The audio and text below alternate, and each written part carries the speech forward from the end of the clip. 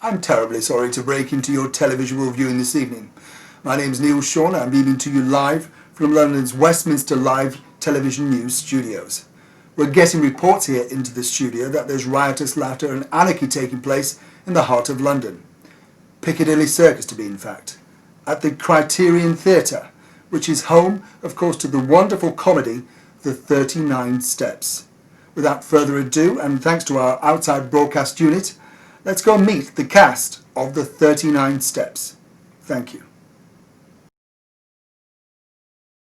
John Hopkins playing Richard Hannay. Stephen Critchlow playing salesman, milkman, and Professor Jordan. Stephen Ventura playing Mrs. Jordan, Mrs. Higgins, Mrs. McGarrigle, and a salesman of lingerie. Grace Thurgood, and I play Pamela, Annabella, and Margaret. Bless Grace, you had to try and remember. Yeah, I do. Now, let me ask you, as Richard Hannay in this wonderful comedy, which I saw recently. Thank you. Absolutely hilarious, but you work incredibly hard in it.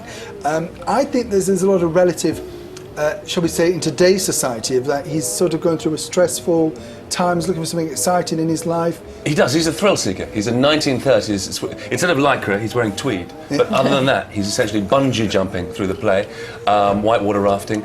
He's got that thing that we all have, which is a sense of, he seems to have everything, but he has nothing, and he has a sense of uncertainty. So he seeks out adventure and exciting women and men who dress as women.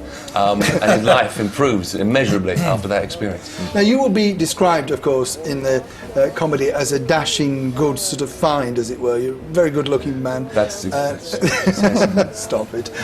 And of course, the women in the audience love you, and there's a real sort No, they don't. Well, there's a real power that they want you to succeed and all that sort of stuff. If they sit more than 6 rows from the back, they see breathtaking levels of sweat. They get hit by all kinds of liquids coming off me. It's the hardest, most exhausting, muckiest show ever, and the costume is dripping and drenched by the interval. So I think I'm a lot less attractive than you might otherwise have considered it to be.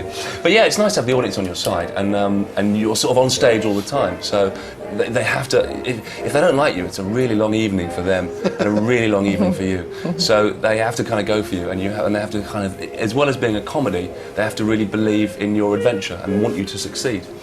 Biscuit? Much obliged. Biscuit? No, thank you. Suit yourself.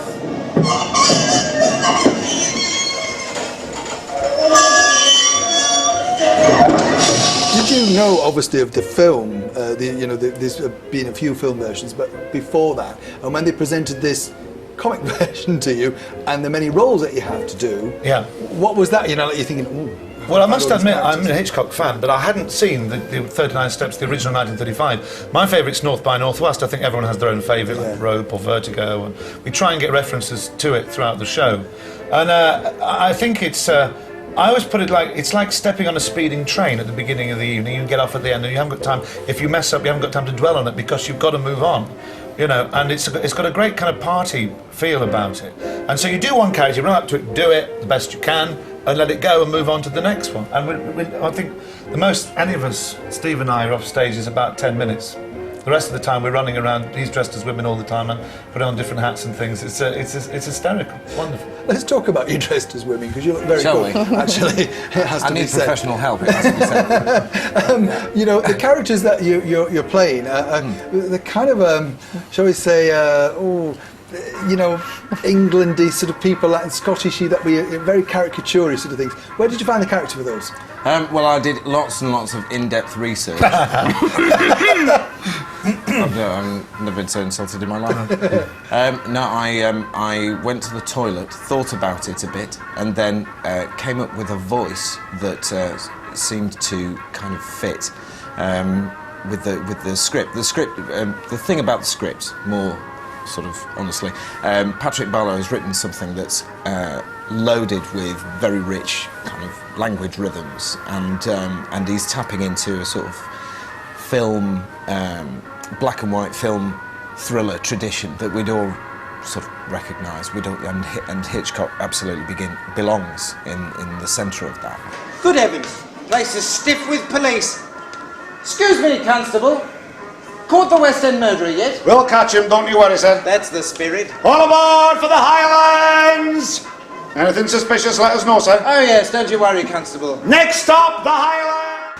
So the characters are all drawn from those, you know, people like the tea lady in Brief Encounter who says, you know, try pulling your eyelid down and blowing your nose. I think these people, these characters, these sort of working class and upper class characters who recur in British sort of film masterpieces over the years. And what he's done is he's lifted them and kind of exploded them into a sort of a huge set of caricatures who kind of keep the pace and the rhythm and the sort of liveliness and the colourfulness of the story going.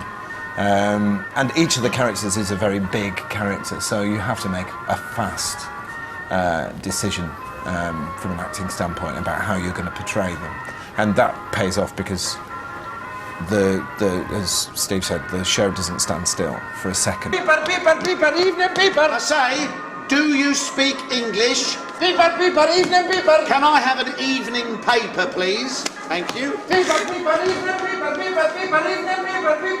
evening. Excuse me. Sorry. Hello. Good Lord. What is it? There's been a woman murdered in a fashionable West End flat. All these sex dramas don't appeal to me.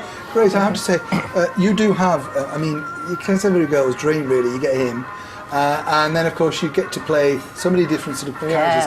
Vampy, very Marlena Dietrich-y, you know, and nobody... The thing that I found was that when you are handcuffed to Jack, Yes. nobody quite believes that you don't quite like him. Well, she does. She does like him, but you know, she's not quite sure what to make of him, and I think she's a very dignified lady in a very undignified situation. I think that's where a lot of the comedy comes from. But she's rather confused by him because as soon as she sees him, she's completely enamoured with him. But she's led to believe that he's a murderer, and she's a very proper girl, so she wants to do the right thing. So I think she's torn all the time between her attraction with him and also doing the right thing because obviously, you know, she thinks that he's on the run from the police, and she needs to fess him up. Yeah. So. That's very nice. Yeah. Fessing him up. No. Just the wire. Yeah. So that's. I think that's where a lot of the comedy comes from. Is the.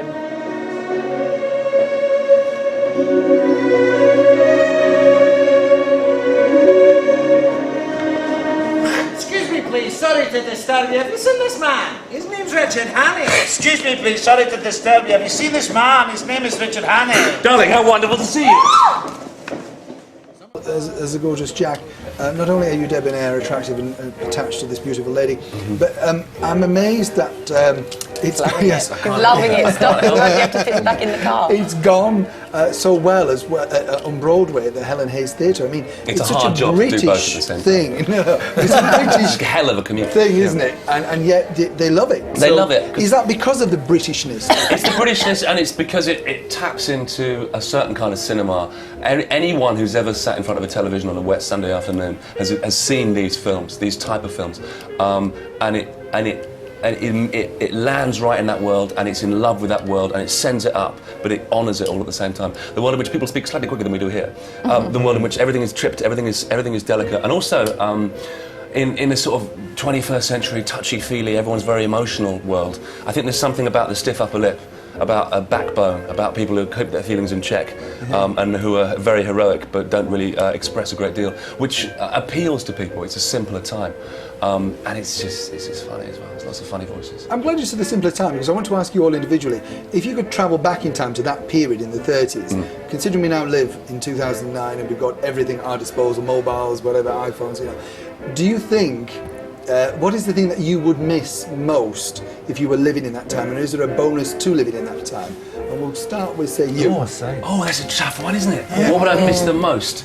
Actually, I'm a chronic asthmatic. I'd probably be dead. I probably wouldn't have made it beyond the age of 5. It's a rather maudlin choice. But let's be honest. Let's think about the downsides. The plus sides, like, you could just drive a car anywhere. There weren't, as far as I can tell, any police on the roads. You could do anything. You could just, it was brilliant. And it was, I think it was just a great deal more freedom and liberty. The 1930s as well, of course, the whole world was sort of partying, having come out of one war and on the tap dancing on the brink of another one. So I think it was a very exciting time. And I'd probably get more work as an actor, I think, because of this myself. And also, do you like the fact that, you know, men of that time were dressed impeccably, even if you were not rich, people still dressed well. Really. People dressed well. There was. It's the arrival of denim. Again, we can blame the Americans. It's the arrival of denim. But yeah, everyone wore. You know, people went to do manual labour in shirt sleeves and a tie. And I think that level of sort of respect had a process of osmosis on the whole of society. Society stood up a bit more. I liked all that. It was fun. You should come and see the 39 Steps, the Criterion, because it's a rip-roaring British comedy with more laughs per minute than any other show on the West End at the moment. That's guaranteed from me. You'll have a ball, the time of your life. Kids from 8 to 80 have all laughed and really enjoyed it. So come along. If you want to hear a repertoire of really funny laughs, come and sit in the auditorium, because in the dark people make really strange noises, and that's what makes me laugh about it. It's true, they do. And I think that because it's a show for everyone, you know, you can bring your grandparents and your grandchildren, the whole family. It really is a family show, and everyone that comes raves about it. If you miss it, you miss out!